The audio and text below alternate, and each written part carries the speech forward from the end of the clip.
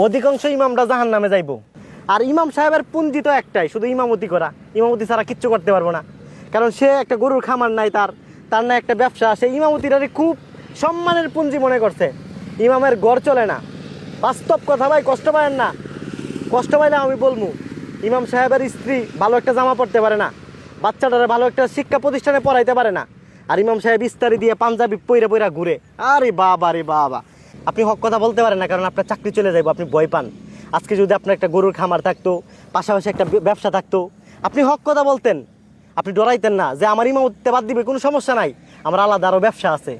কিন্তু আপনার পুঞ্জি এখন একটা ইমামতি, মানুষের ঘরে ঘরে খাইবেন। আপনি জানেন সুদকুর চুরি করে খায়, বাটপারি করে খায়, সুদের টাকা খায়, তারপরে ওর ঘরে আপনি খান। আপনি জানেন ওর ঘরের খাবার, মজার মজার খাবার আপনি খান।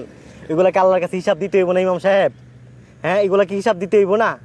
এই জন্য তেল মারামারি বাদ দেন, ঠিক আছে? লাইফে কিছু করেন ভাই। ইমাম সাহেব, আপনি কি নবী রাসূলের চাইতে সম্মানিত হয়ে গেছেন?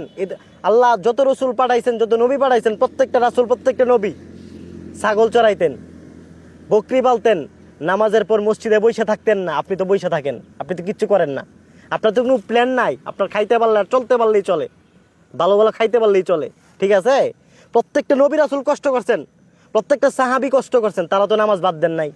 আপনার পিছনে একজন দোকানদার নামাজ পড়া আবার দোকান নিয়ে বসে। আপনার পিছনে একজন ডাক্তার ডাক্তারি করে নামাজ পড়ে সে আবার ফার্মেসি নিয়ে বসে। কিন্তু ইমাম সাহেব, আপনি নামাজটা পড়ায় শুধু ঘুরেন, আপনার দুনিয়ার আর কোনো প্ল্যান নাই। আপনার বাচ্চাটা যে ভালো মাদ্রাসায় পড়তে পারতেছে না, আপনার সন্তান যে ভালো কিছু খাইতে পারতেছে না, আপনার স্ত্রী যে ভালো কিছু খাইতে পারতেছে না, আপনার মা বাবা যে ভালো কিছু খাইতে পারতেছে না, ওই টেনশন তো আপনার মধ্যে নাই। আপনি নিজে চলতে পারলেই চলে। এই ইমামতি দিয়া খুদার কসম কোনোদিন আপনি জান্নাতে যাইতে পারবেন না।